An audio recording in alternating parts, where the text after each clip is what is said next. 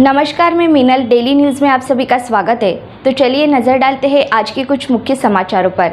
शरद पवार इनकी पत्रकार परिषद संपन्न हुई। आइए देखते हैं शरद पवार इन्होंने पत्रकार परिषद में किन मुद्दों पर दिवस हो जाए जेवढे जास्तीत जास्त ठिकाणी जाता येईल त्या ठिकाणी जावं हा आमचा प्रयत्न आहे। महाराष्ट्रामध्ये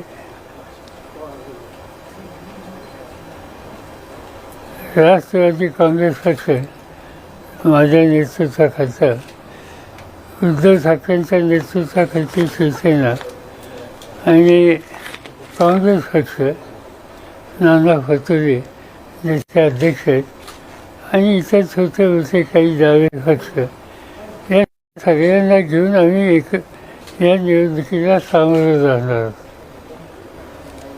कुणी किती जागा लढवायच्या याची जवळपास सगळी चर्चा झालेली आहे।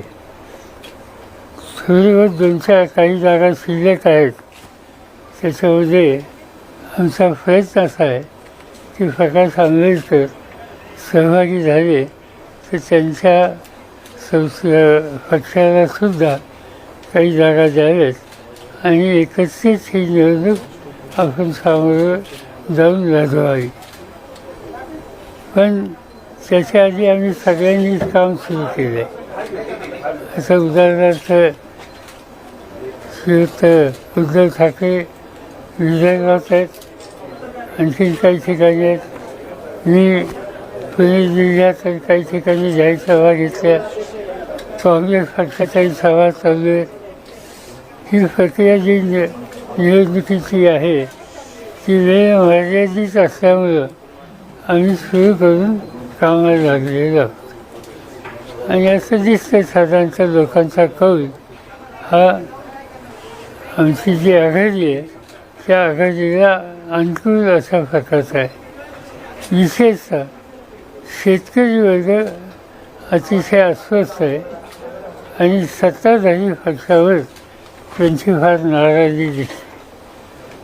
आता इथं आल्याच्या नंतर हा जिल्हा असो, धुळे जिल्हा असो किंवा सातारा जिल्हा असो, या सगळ्या भागामध्ये जिथे कांदा होतो पुणे जिल्हा, तर त्या सगळ्या कांदा उत्पादकांच्या सुद्धा या सरकारच्या उद्देशी प्रचंड नाराजी आहे। ऊस हे महाराष्ट्राचं महत्त्वाचं पीक आहे। ऊसाच्या संदर्भात आणि विशेषतः इथेनॉल आणि बाकी जे पदार्थ तयार करतात त्याच्याबद्दल केंद्र सरकारचं धोरण धडपडीचं आहे आणि त्यामुळे तोही शेतकरी नाराज आहे। आणि राज्याच्या काही भागामध्ये अन्य पिकं जे घेतात त्या पिकांच्याबद्दलच्या किमती हाही प्रश्न काळजी करण्यासारखा असल्यामुळं तोही शेतीचा वर्ग अस्वस्थ आहे। एका बाजूनं शेतकरी वर्ग हा अस्वस्थ दिसतो आणि दुसऱ्या बाजूनं बेरोजगारी, महागाई या सगळ्या प्रश्नाच्यामुळं मध्यमवर्ग आणि तरुण पिढी ही सुद्धा अस्वस्थ आहे। आणि त्यामुळं एकंदर या सगळ्या धोरणांचा परिणाम उद्याच्या निवडणुकीमध्ये दिसेल आणि त्याची किंमत सत्ताधारी पक्षाला द्यावी लागेल असं फार्माफिशी आम्हाला दिसते।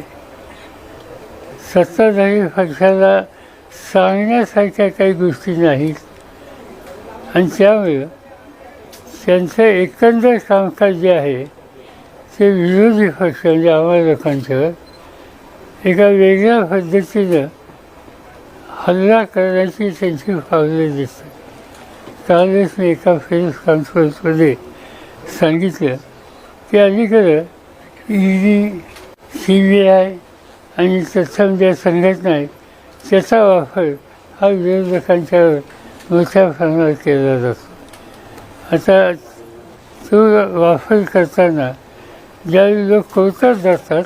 तो आज के लिए बस इतना ही। कल फिर मिलेंगे इसी समय इसी चैनल पर। तब तक के लिए मुझे दीजिए इजाज़त। धन्यवाद।